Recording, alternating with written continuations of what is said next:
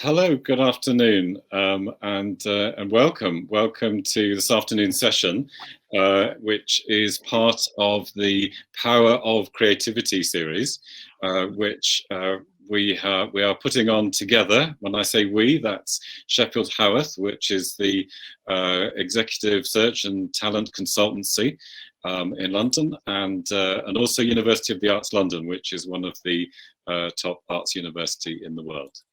Now, the Power of Creativity is a series of events and panel sessions like today, articles, blogs and events and so on, which explore creativity in the context of the workplace.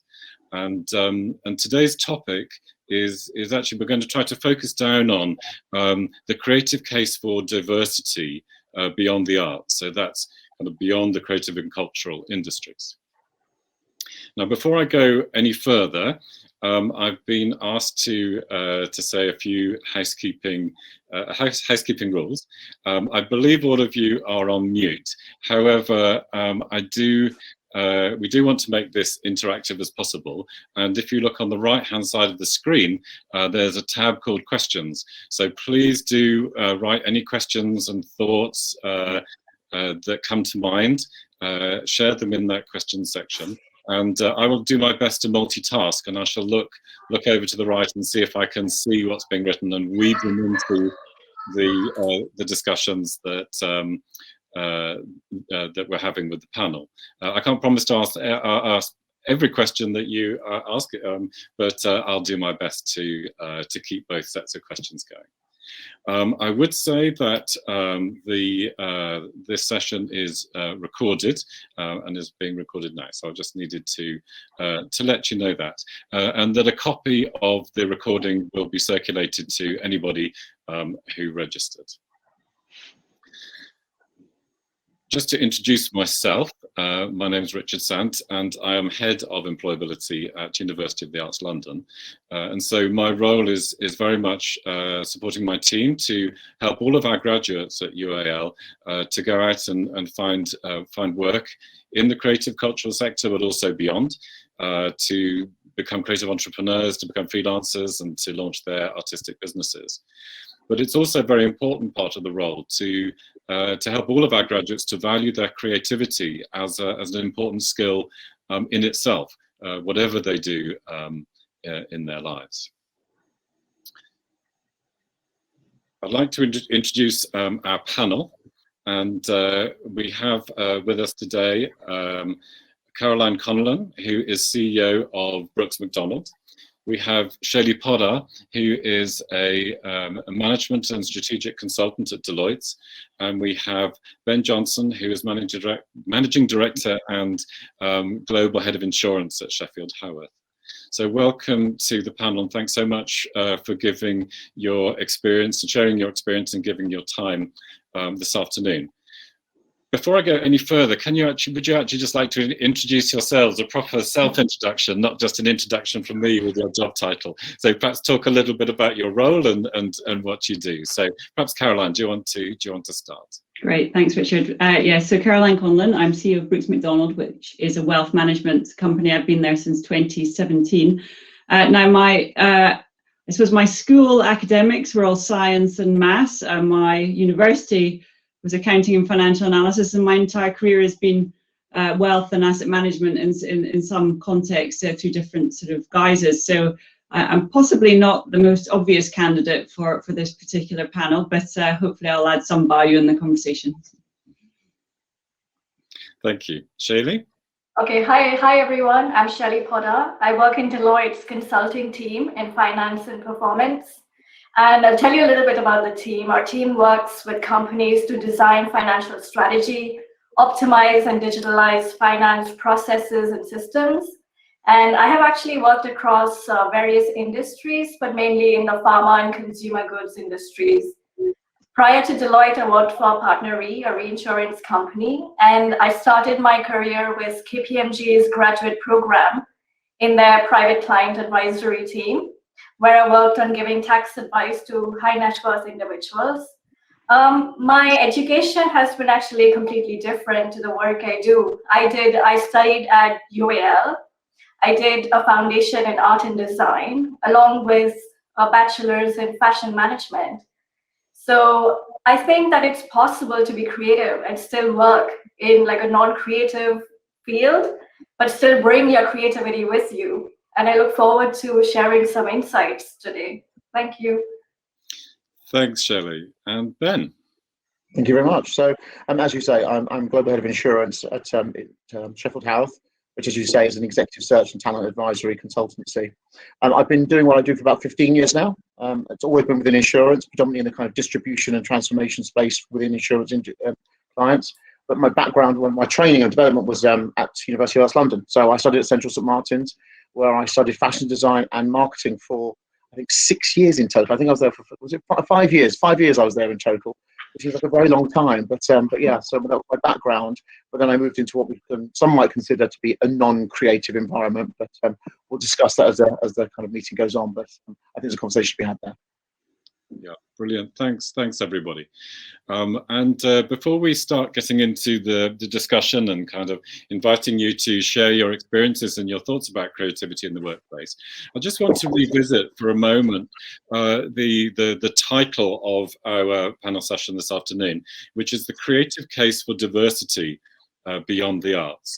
So there are actually three, and I'm just going to talk about that for a few minutes, just to kind of set the scene, if you like, because that's it's a lot of very big ideas in that. Really there's creativity, and then there's diversity, and also beyond the arts.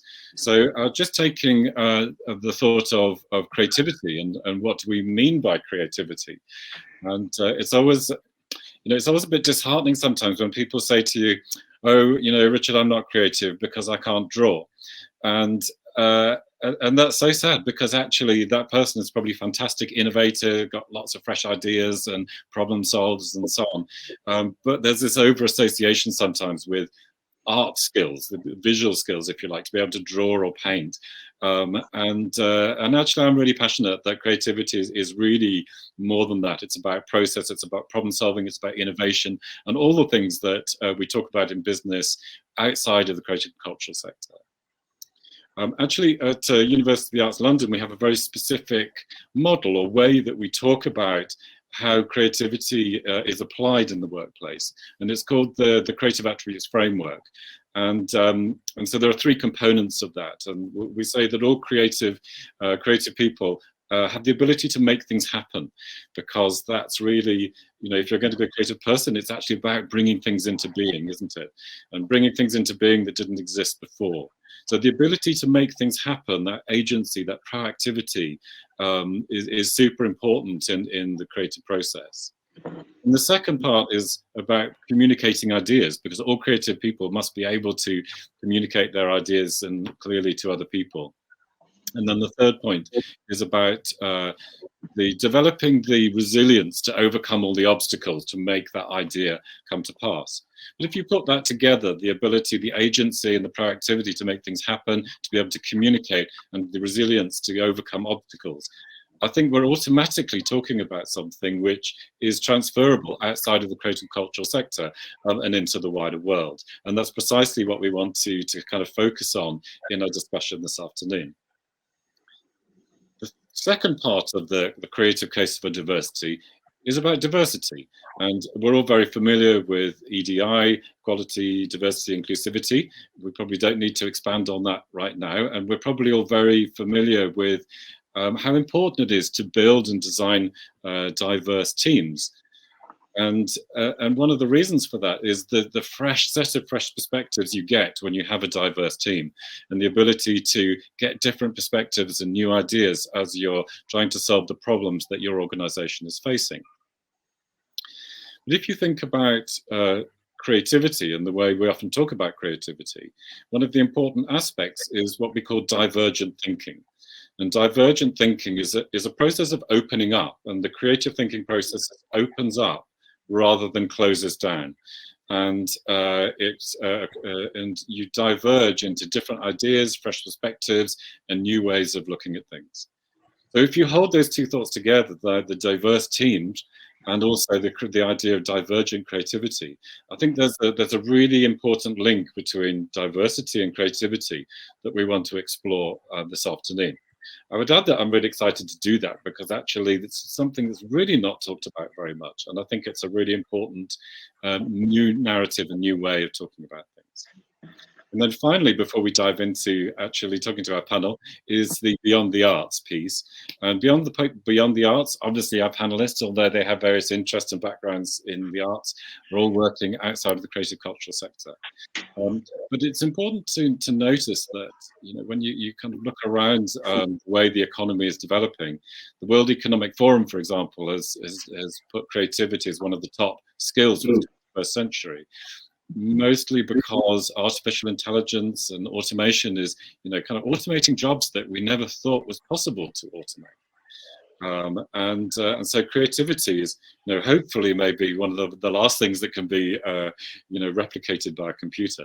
So, you know, it's part of our humanity and part of what we bring to our lives and to the workplace. Well, that's kind of a bit of a mouthful to unpack what we're talking about today. But I think it was just important to, you know, to kind of set the scene and set why we're talking about this and what we're particularly focusing on. So what I wanted to know is actually go back to the panel and start to unpick that. And I would just start with the question of creativity and you know, what brings you to this panel, if you like, and what's your vision of creativity in the workplace, and, you know, how do you draw on creativity in the workplace? So perhaps start with Shaili. Oh, okay, sure. Thanks, Richard. Well, actually, in my current role, I have opportunities to be creative all the time.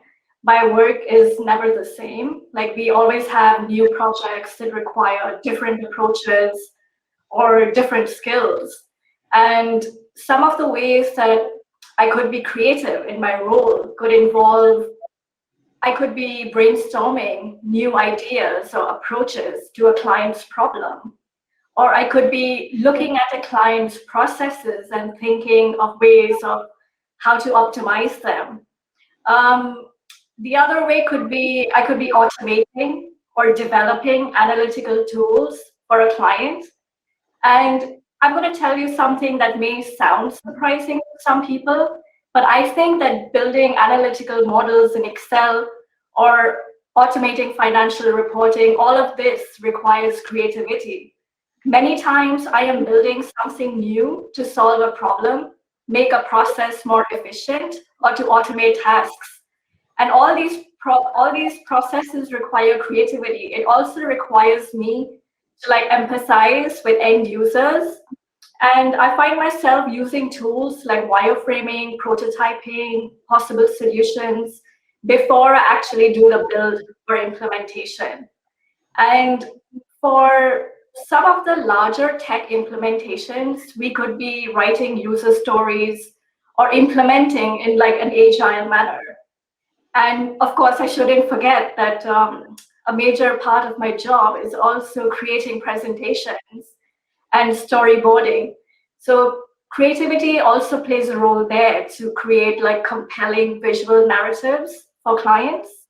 And if you have like an artistic sense or design direction, it's always helpful when you're creating PowerPoints.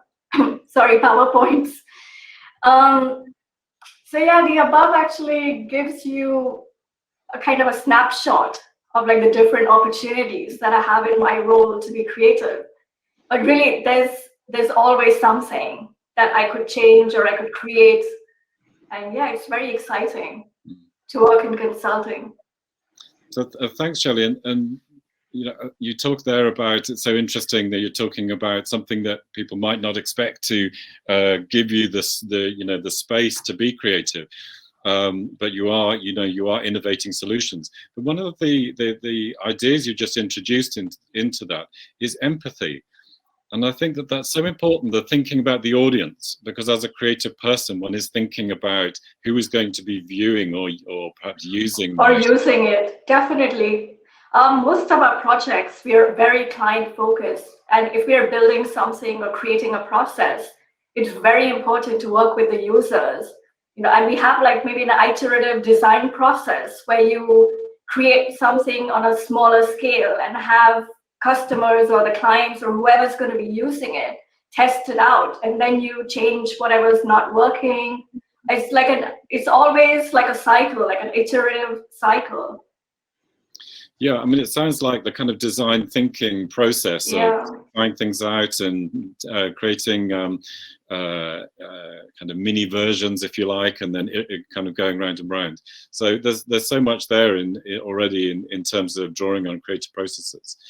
But you were kind of highlighting there doing that with spreadsheets and finance. So my mind is going to Caroline now. Is there thinking about finance? Is there anything that resonates there with you? Yeah, I mean, I suppose a spreadsheet is always the first thing you default to in finance. Actually, I'm a big believer that, well, obviously creativity can come out in any forum, but actually, I mean, I was a consultant for a period during my career, and I think what the biggest thing I learned from that was actually about brainstorming and actually taking a problem and not going straight to the solution, but actually creating an environment where you can get lots of different perspectives into it, and really consider what could it look like, what could the answer look like, and I think to do that you need to find the right environment to do it in, find a diverse group of people, maybe some that you totally disagree with, so that you can actually have that debate, and also get external influence. Even just time out I've actually somewhat survived lockdown by I get up first before any of the kids are in the up, and I even now in the dark go for a walk, and just because actually it's a time when my head sort of clears of everything, and sometimes it's a time when you can alone have those sort of more creative thoughts. But I think it's important, particularly doing this in through the format that we're doing today, is to acknowledge that in our COVID lockdown home working mode, actually creativity, I think, has become more difficult in that I think lots of people work very hard to be creative. Zoom, Teams, all the rest allows us to, I think, be very effective on a transactional basis and on an output basis. But actually, if I think about where I've had both the most fun in being creative and problem solving, but also the one that's probably delivered the best outcomes, it's usually when you're with people together, you're in an environment where people are relaxed, you're taking time to have a coffee and a chat as well as it. And I think we've had to work pretty hard at being creative through the course of the last 12 months. But I think it's something that is very enjoyable and obviously hugely beneficial in a business perspective. And therefore, I'm sure when we get back into a more face-to-face world, we'll get a lot of benefit from those conversations that we can have that way as well. Yeah, thanks, Colin. I think you raised something so important that we've all experienced over the last year about online creativity, and it's kind of easy in the sense we became quite good at being transactional online. But you talked about brainstorming? Have you actually tried any of the online brainstorming tools? I've tried some of them. I mean, we've tried to go into sort of breakout rooms and do things like that, and I think it works to a degree. I personally think, and call me a dinosaur, I'm sure my kids would, but a good old flip chart and some post-it notes go a long way in some of these things sometimes. And I think it's that energy that you get from the environment that you're in that I think is and bouncing ideas off one another that's so powerful. So yeah, I mean, technology can absolutely play a part, and we can't dismiss it. But I do think, and in fact, technology can play a part in a face-to-face environment as well, when you've got big whiteboards and you can move things around on it. So I think technology for me is an enabler, but I don't think it's a substitute, would be the way I would probably position it. Yeah, I want my post-it notes back, definitely. There's a question come in from Mike Barrett, and it's actually about the cultures, organizational culture and creativity. But that is actually a topic we want to come on to in a little bit. So, Mike, if I can just hold your question and hold that thought, because we're going to address that hopefully shortly. So, Ben, what did you have any thoughts to add here? Yeah, I mean, I think the idea of technology as an enabler is a very interesting one, particularly when it comes to creativity. I mean, and obviously, Caroline, you mentioned the energy aspect. That's what you miss when you're actually not in the same room with those people throwing around those ideas. I mean, you know what it's like at St. Martin's. I mean, whilst you've got amazing tutors and you've got an amazing space, the thing that's amazing about a college like that is the creativity around you and the individuals that you go to the university with. That's what really makes you who you are. That's really makes you hone your skill, understand what, you know, that creativity is, and pushes you. It constantly pushes you to do more and to be better. And you don't get that, unfortunately, behind a computer screen. There's only so much you can do. And whilst you can utilize these tools with post-it notes and now virtual post-it notes, of course, and you can use these tools, it's never going to be the same as being in a room together, I don't think. It just, as I say, it's just the energy that you get and the creativity that happens when you are literally sparking off each other is so much more than simply writing on a post-it note virtually and putting it up there. You're removing yourself too far from the actual process, I think. Because you're working through platforms, you're working through a computer into something else, and you miss that interaction, that almost physical interaction that you get from all being in a room together. And I think that's what we miss, and I think that's what can't be replicated, really, or at least I haven't replicated it successfully myself, I've got to say. Yeah. Interesting. So I think we've all talked, touched there on working with others in our creativity, and we also often one talks about creativity as the creative individual, or the creative person over there in the team, and that kind of like siphons off creativity, and it's responsible of that individual over there to be creative. Whereas quite often, or usually, really, creativity is held within teams, within groups, and also within the wider culture of the organisation, which is actually where Mike's question is beginning to touch on. Caroline, you talked about brainstorming there. Can you talk about how you work with teams to encourage creativity in teams and across the wider organisation? Yeah, absolutely, and I think this is a really relevant topic, because I think the way that we work going forward, and the way that building offices are going to be configured will be, people are really thinking about this, because I think when you get a team together, the first thing is environment. So, I always remember when I was in a previous role, that my boss decided that we were going to do a away day, and she actually managed to get us in the Google building in London. Now, I've only been in there once, but the first time I walked in, and you walk in and there's this big sort of canteen area, it's vibrant, there's noise, people are talking to one another, you can go and get tea, coffee, food at whatever point. It's quite simple, but what it does is it creates a hub, and it creates a hub that people they gravitate towards. And actually, it's this point again around sort of freeing yourself up from a more structured office environment. And I think that's really important. It doesn't have to be a Google environment. It just has to be I think they've been very good at it, and obviously there's a lot has been learned from that. But actually, it's about creating a good environment, and that's why places like WeWork and Wallace Space and all that type of stuff have been very good. The other thing I always think that's really important is actually doing something at the beginning that gets people out of work mode, because we're all there, we're on our phones, we're answering emails, it's like bam bam bam, and you're in this kind of structured process, I need to get this done mode, and that's actually very difficult to be creative in that type of mode. Similarly, if you were in the office doing it and you've got an hour's slot, that's really difficult, because you're thinking already, well, I need to finish this conversation because I've got a next meeting.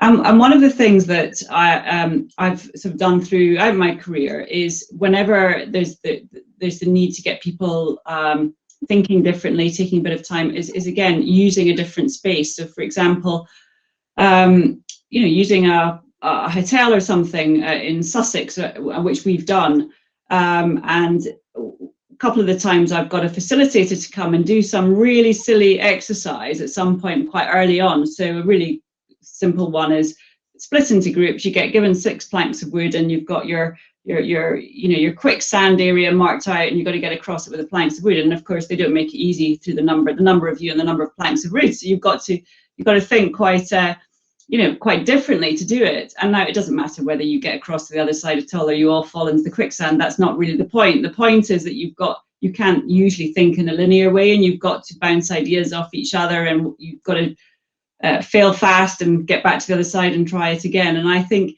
these types of things, am I getting your brain just flipping into a different way of working? We're all capable of thinking differently, but sometimes I think we've just got to create that environment to do it. So those types of things are the types of things which I find really powerful.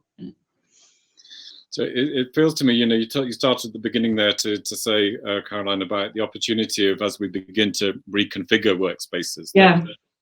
I think there's a lot of talk about growing back green, isn't there? But it makes me think of growing back creative in a sense. Yeah. You know, we talked about that it's difficult to be creative online, but maybe this is also an opportunity. I absolutely think so. I think, and it was all, things were already moving this way, that offices weren't really so much that you go and you sit down, you know, you're in your cubicle and you get on and you don't talk to them. I think things were already starting to move. But certainly, I think office will more be a destination for purpose now, as opposed to a place that you just get up and go to because it happens to be written on your, you know, your contract. And whatever, you know, whether it's 2, 3, 4 days a week, whatever companies decide is best for them. I think it will be really important that there's purpose for and areas, or for people to come together, and there's the right areas in the building. So, I mean, we moved offices, great timing, about 4 weeks before lockdown hit, so we've not to, and we were very lucky about the office that we got. It was already done to a high spec, so we used the investment to actually create more social and collaboration areas around it. And the small number of weeks we have had in there, those areas have been really great at people building relationships with others that they haven't necessarily had, or going and having a more informal conversation, or, as I say, getting the flip charts and post-it notes out and having a bit more of a brainstorm around things. So I do think offices will evolve, and you know, we talked about technology, and technology absolutely will play a role in that around it. So yeah, I think the question is, why am I going to the office, will be asked more often, and obviously it's important to be there when there's something for you to be there for. But I think it's FaceTime will probably become slightly less important, which is good. So. Yeah. There's so much in that, isn't there? Why? How many times have we asked ourselves, why are we going back into the office, and what are we going to do? That's a whole other topic, but you know, completely connected with this. I just want to. I'm going to bring in opportunity for Ben and Shaili for a second, but before that, just want to go to the questions which are appearing on the side there. Anthony G has asked, is it possible to see the questions people are raising? And as I understand it, I haven't actually used this platform before, but I have a feeling that it's only me that can see those questions. So you're going to have to trust me, Anthony. I'm doing my best to answer the questions. Can we go to the first question that was asked? Because I think now we're talking about culture and creating an environment for creativity. And Mike Barrett raises the question, and it touches on the question of, of an environment which is really quite constrained in a sense. So Mike says, do you think the cultures of technical and scientific organizations, sorry, the question, I'm going to have to scroll. There we go. The question's coming in so fast, it disappeared as I was reading it. Do you think the cultures of technical and scientific organizations value creative approaches or suppress them as not serious? And, you know, this kind of touches on regulated environments, doesn't it? And we all work in regulated environments in different ways. So is that suppressing creativity, or do these organizations value creativity? I've got something to say here, actually, if that's okay. I'll jump in and say a couple of things about this, because I'm very interested in this, maybe from a technical perspective, or from the InsurTech perspective, which I suppose is as technical as I really get, and as I feel comfortable talking about. I think there's two aspects to this. I mean, I think the InsurTech environment has seen a massive kind of influx of really, truly creative people at very, very senior levels. I mean, we've seen University of Arts London make significant headway in the kind of the co-founder and founder level within the InsurTech environment. So I think not only is it being embraced, I think it's absolutely essential that creatives are involved in the very kind of early stages of building businesses like this, which are effectively very technical organizations. Again, technology being at the heart of what they do. But technology is not enough. It's what you're going to do with that technology that makes that powerful and different and indeed exciting. So I think technology has most certainly embraced that. I don't know about scientific environments quite so much, but of course engineering is a very large part of what we're talking about here, which again I think is scientific and technical in itself. When we talk about kind of the kind of regulated environments, I know this is something we might discuss a little bit later on. I've always used the example of actually you can be very, very creative with limitations in place. We all have limitations about what we can do in our day-to-day jobs. That shouldn't stop us or scupper us being creative. We simply need to work to those parameters and what they can do, because every organization has limits, whether it's regulated or non-regulated. You have limits and you have boundaries and you have to work to those. You have a brief. Everybody has a brief. even if you're going to make a dress for somebody, you have a brief as to what that dress needs to look like. Is it for evening or is it for day? I mean, it's as simple as that, and therefore you have parameters to work to. And I think it's bringing those parameters and working and really pushing the absolute max, what you do within that. And constantly, as Connellan says, it's that agile approach of failing quickly and trying again. But working within parameters shouldn't stop any sort of creativity now. I think there's many examples in the art world where actually where the creative has been constrained, gives you something to work against, and so you become more creative. Whereas if you have just a completely open, too much freedom in a sense, it becomes hard to know how to be creative. So there's a weird tension, isn't there, between being constrained actually increasing creativity. I do want to come back to that kind of regulated environment thing. There's so many questions coming in, but I want to pick up on Anthony G. Probably picking up on what you said, Caroline, about the examples of planks of wood and doing those kind of exercises, and it relates to what we're talking about culture and creativity. And Anthony says that I think play is important. Play is important for creativity, but do you think that there's a fear of appearing non-serious or even flippant if people start to play in order to solve problems creatively in a workplace? So I think the important thing is that you do it in the right context. So there's nothing like being up against a deadline and you're trying to get some a board paper out or a recommendation or a client proposal or whatever it is. And if that's where the creative discussion comes out, it's kind of at the wrong end. So actually it needs to be much more in the okay, what are we trying to achieve and how do we do it? And I think and creating the environment that people can relax and be more themselves allows more of those creative conversations to be had. So I think it's quite important to signpost. I know it sounds a bit structured, but actually I think people then are more comfortable because they know how they're turning up. And, so if you're doing more creative, what's the environment? What are you wearing? What food do you provide? How do you even open the day? How do I behave as a leader in that context? All of these things are signals about the environment that's in, and therefore how you can be. And we are ultimately humans, and we take signals all the time from the environment that we're in. So, and I think that's why it is important to be quite conscious about some of these things, because there's nothing that's going to probably annoy a colleague more who's kind of got their head down and is really going for a deadline if you try and mix some of that. So I think it's just about feeling your way through it, but being conscious and as well at the same time around that. Thanks, Karen. Do you have any thoughts about that, Shaili? Have you had experience of those kind of playful activities at Deloitte? Yeah, we have quite a few. Like we have these offsites, like training sessions where you mix up a lot of creative play and training together.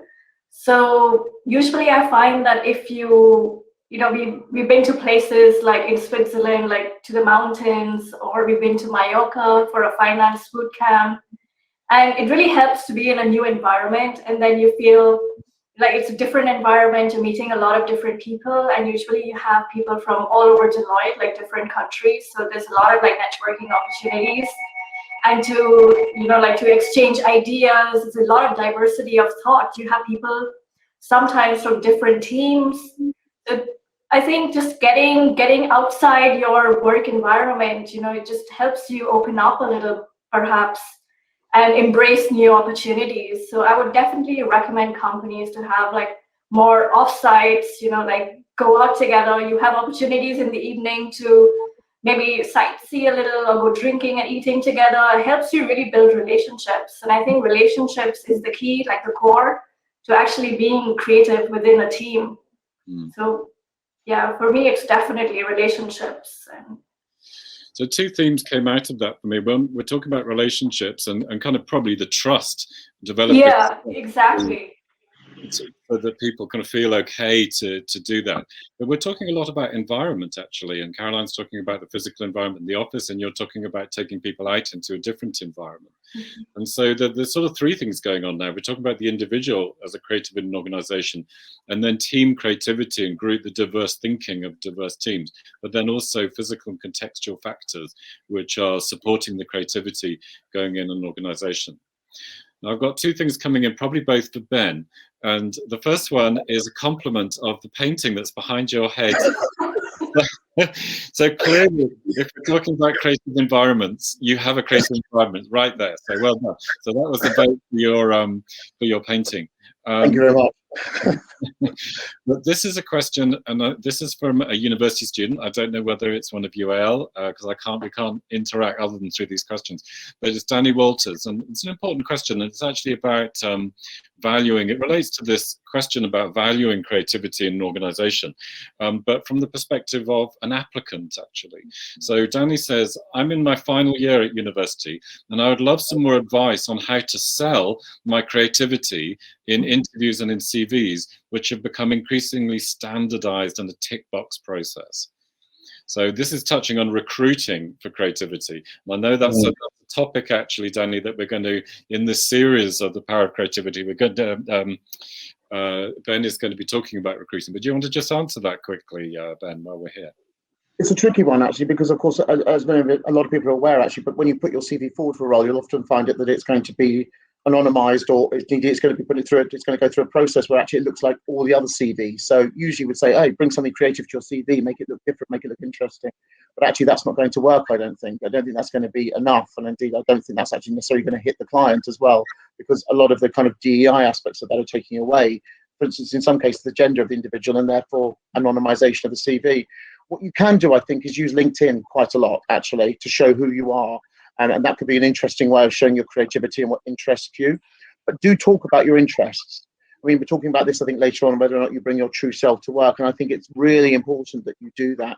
But do make sure that you're talking about your interests and what it is that excites you and why you're interested in particular topics as well. So if you're going to, for instance, apply to something in insurance, why do you think you want to apply to something in insurance, and what aspects of your creative background will you be able to bring through into that? Why should somebody want to see you? What is it you're going to bring to the table? And I think that could be sometimes a matter of doing some networking, indeed introducing yourself to individuals who work in that environment within insurance, understanding what they think would be interesting from a creative such as yourself. For instance, would it be digital? Would it be data? What those creative aspects can you bring into that industry that you're interested in? So, but don't be afraid of talking about who you are personally. Your introductory statement, I think, is really important about who you are and why you want to work in that particular space. So really talk about who you are then. If I may pitch in, I recently actually saw online, like, there were these really creative websites where people were showing off their CVs, and they were like graphic designers or digital artists. And there was one I remember, unfortunately I don't remember his name, but he had created his entire CV in a game. So there's a lot of like gamification elements, like you jump, it's like a Mario platform style game where you look at the education, that you like look at his skills, and you swim underneath the ocean, and there is something else to discover about him.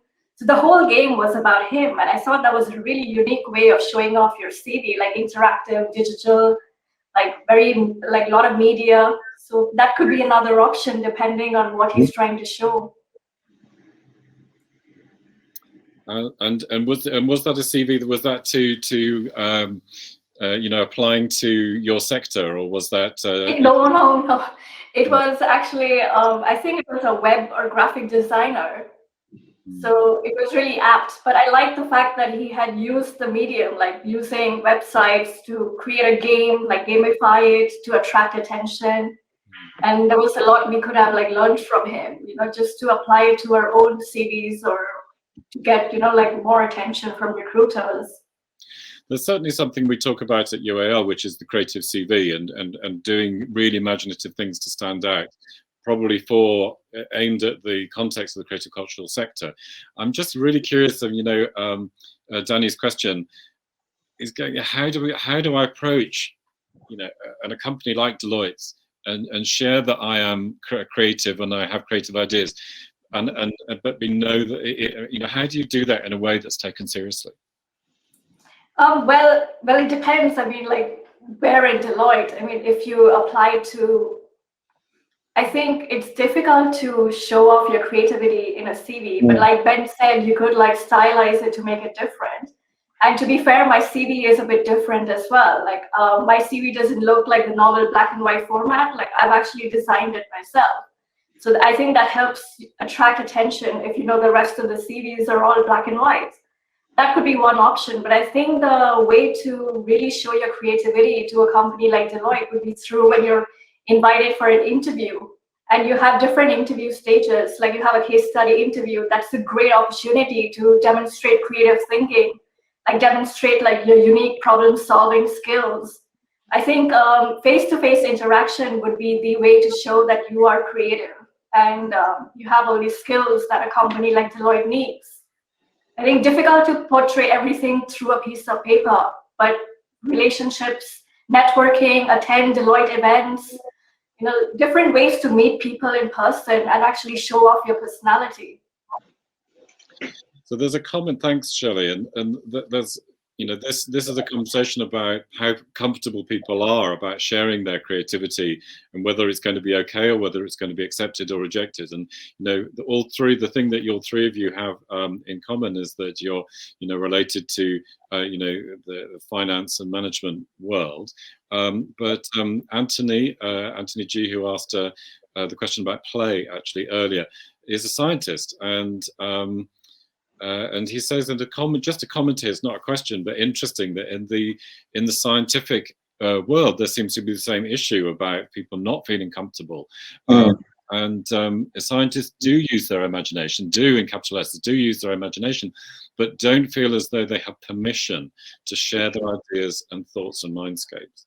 So interesting that this issue, we're talking about beyond the arts, it's beyond finance, it's beyond management, and also, you know, into science. I think like one of the issues I've had throughout my career is that some people find it difficult to reconcile creativity and analytical skills or like scientific minds. You know, like some people think they are like mutually exclusive when they're not. I think the problem is more like the other person's perception. For example, sometimes when people just see me as like creative and they don't know about my analytical side, they assume I'm not analytical. Like when you say you're creative, people automatically assume, you're not scientific, you're not analytical. So it's like battling against the stereotypes, you know, and like biases.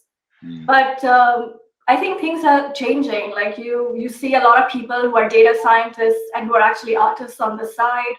You see there's a change happening, but I think it'll take more for people to realize that creativity is a skill that everyone can inculcate and develop. It's not something that we are born with or that's unique to me.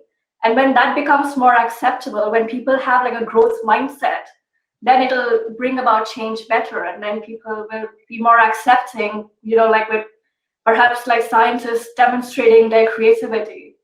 It's a really good point, actually. But you don't have to be one or the other. You don't have to be creative or analytical. Yeah. Believe it or not, you can be both. It's not actually as uncommon as you might think. It might be varying scales within how creative you are and how analytical. You might be on a sliding scale, but it's all part of the same thing. You don't have to be one or the other. Yeah, I think the point you made right at the beginning is about problem solving, the ability to make things happen, and the ability to paint the picture of why and where people are going. I mean, that is central to many roles and professions, and I suppose to go back to sort of this creativity versus, you know, how can you show that? Well, I think when you're earlier in your career, the reality is you have to learn the basics that make you productive in that career, and it depends which career you're doing, but clearly there's different ways, there's different routes to do that. But hold on to your creativity through that, even if there aren't lots of, you know, there may be, you may be trying to solve a business problem or whatever, that you can apply that creativity in. But I think I think the thing where creativity fails in organizations is where there's a creative team on the side. You know, we're going to bring that team in because they know how to, you know, particularly in financial services. I think it was the in thing a decade ago, is that we'll bring that team from social media in because they know how all this works. Well, the reality is it's the combination of thinking through it from a sort of customer mindset, customer experience, and then applying what do we have to do to actually deliver that in a safe way, in a way that's regulatory compliant, and in a way that is actually protecting the consumer as well as protecting the firm. And I think it's that interaction. So in your career, you need to, I think a core skill that you may or may not perceive as creative is really important to being part of that integrated team, because being creative alone is not that we're suggesting that, but I mean, I think is less useful in those situations. Thanks, Caroline. And all of this discussion kind of leads quite nicely on to something that I did want to explore with you three, which is about the opportunities for creative people in organizations. And I think we're talking about thinking in stereotypes, and Shaili, you were saying, not to just kind of pigeonhole yourself, but it's quite easy to think, oh, well, I'm creative, therefore I could go into marketing. There are these sort of obvious routes, aren't there? And what do you think are the kind of wider opportunities? I mean, Ben, is that something that you might have a comment about? Yeah, absolutely. I mean, I think, we could consider marketing and some of these digital aspects to be, standard. Yes, we can see how creatives can be working in those environments. But I think, Caroline, and we've touched upon this before as well, this kind of customer centricity piece, which is so significant in the market at this point in time. And again, when I talk about the market, I unfortunately always talk about insurance because that's where I come from. But it's such a major conversation at this point in time. And I think it's for many financial services industries, is how do we understand who the customer is more? And how do we make sure that our product is suitable for that customer? So this idea of product proposition, marketing, digital data, all of these aspects are highly creative. And that's where we really do need that human input, that kind of that empathy that we mentioned earlier on is within those functional areas. I think there's a massive, massive opportunity for creatives. In fact, we've seen this already. This isn't a thing that we think is going to happen. This isn't theoretical. It's happening now. We saw 2019, we saw a massive impact that creatives were having in these industries, and roughly a 30% increase in creatives being hired into insurance industry in these particular areas, with really successful kind of results in many of these spaces. So I think, if anything around the kind of customer centricity, in my case, the kind of distribution functions, anything that encompasses all of those different areas really needs creativity. And indeed, I think that's where we're seeing a massive kind of move from traditional functional areas like underwriting being driving distribution, or claims driving distribution, to actual really creatives driving those areas.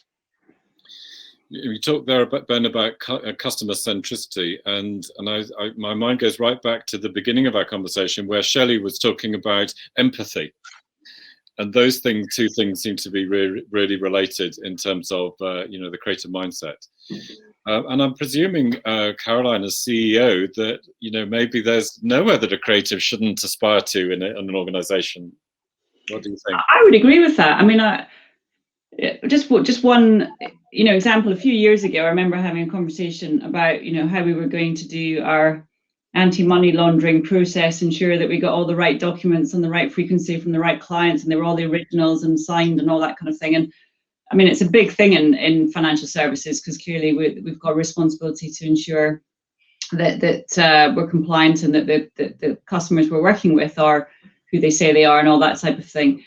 And then got a Revolut card for when we go traveling, and I kept getting a text saying, oh, you've got to update your your passport details, and I kept delaying it because I thought, oh my god, it's going to be a painful process. And then I went on, and it was one photo of your passport. They checked it, I presume, against something like Experian, and then they came back 30 seconds later and said, yeah, all fine. And I was like, wow. I mean, Revolut, don't get me wrong, they don't get it all right, but I thought, wow, this process is exactly, somebody sat and thought, in a very creative way, how can we do what we need to do, but in a way that actually is as easy as possible and reinforces the positive experience that I have as a customer, being able to use a Revolut card and switch between currencies very, very easily. So I think that's that type of role.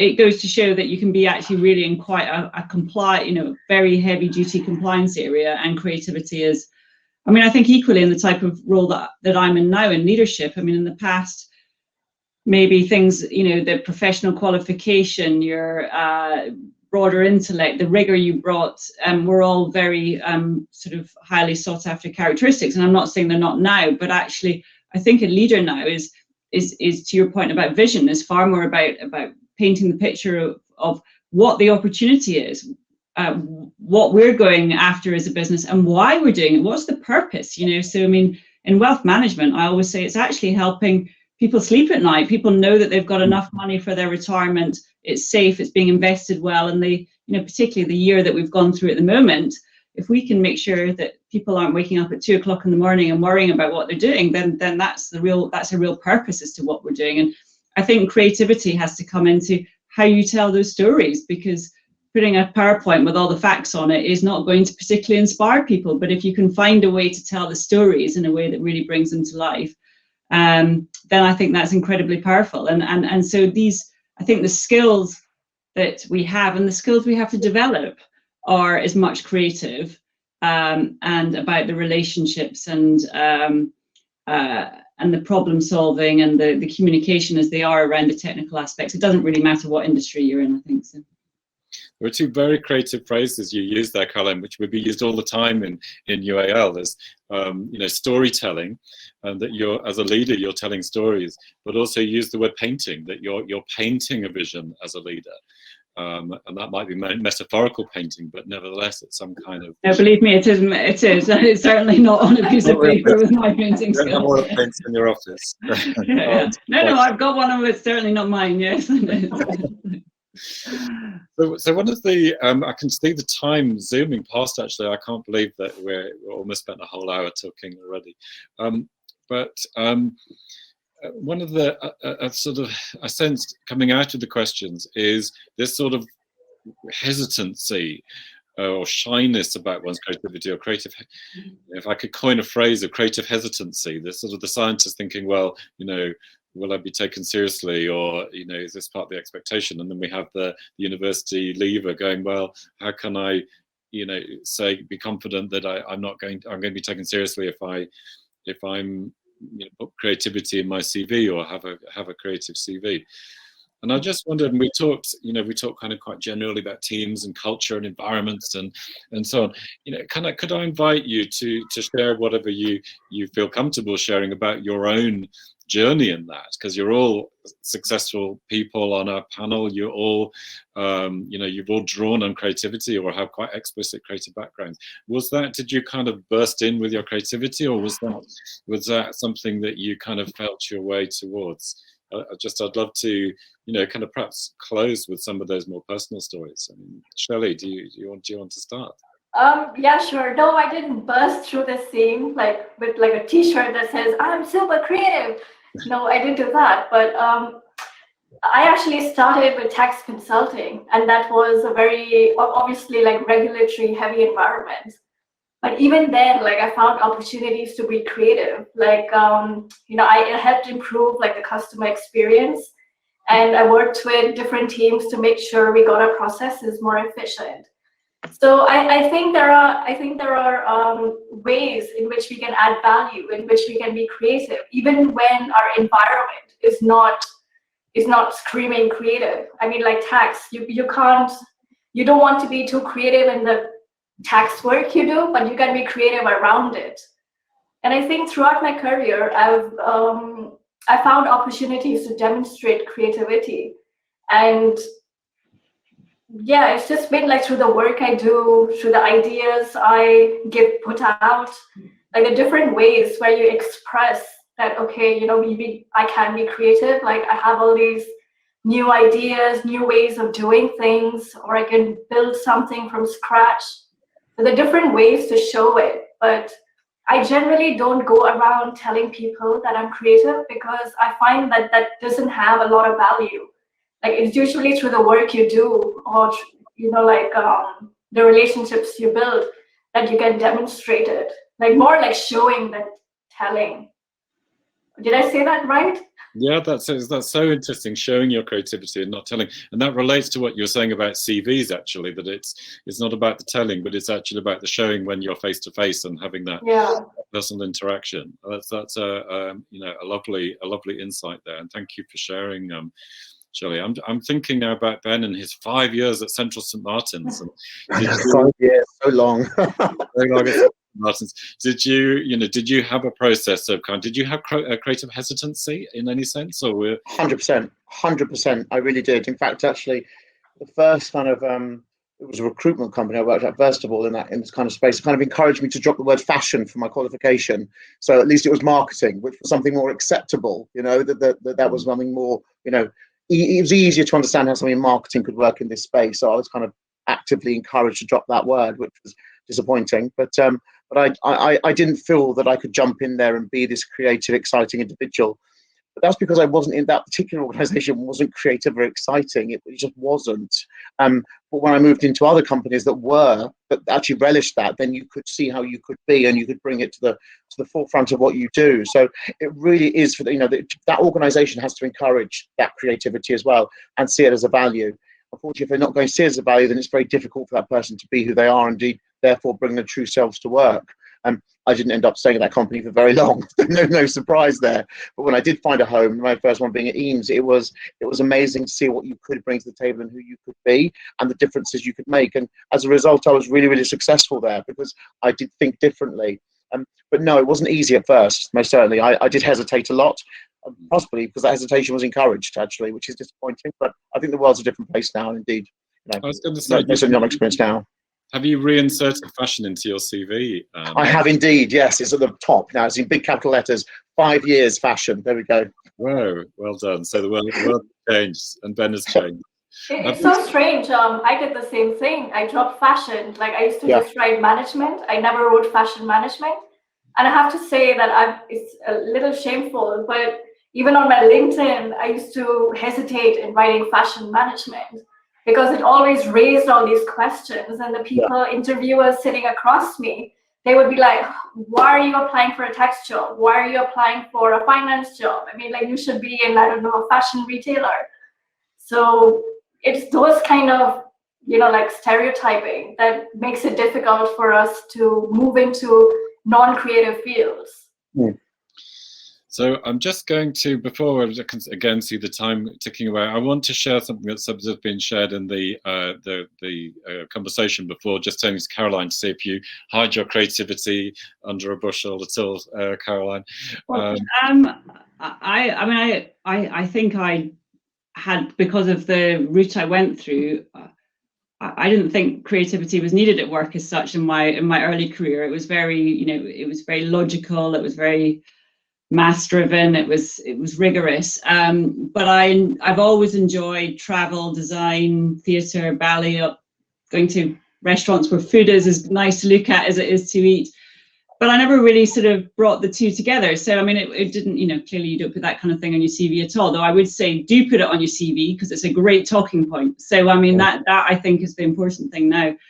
But as I've gone through my career, and I think my time as a consultant taught me how creativity allowed us to really come up with better solutions for whatever business problem, and that diversity of thought and experience and the brainstorming is really powerful.